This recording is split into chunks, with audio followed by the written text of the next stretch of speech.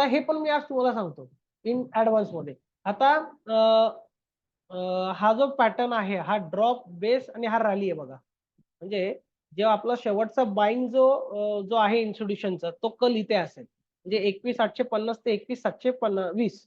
म्हणजे जर याच्या खाली जर मार्केट गेलं तर मला लक्षात येईल की हा लॉंग टर्म आता डाऊन ट्रेंड व्हायच्या बेतात आहे. याचं उत्तर मी नेक्स्ट सांगेल की हा लॉंग टर्म डाऊन ट्रेंड म्हणजे हा शॉर्ट टर्म डाऊन ट्रेंड मध्ये का जाऊ शकतो. बिकॉज मला गॅरंटी आहे जर प्राइस जर इथे थांबून जर वरती फिरली तर इट्स ओके.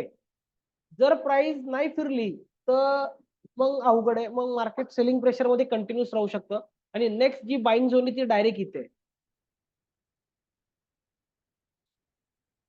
हा खूपच खाली आहे.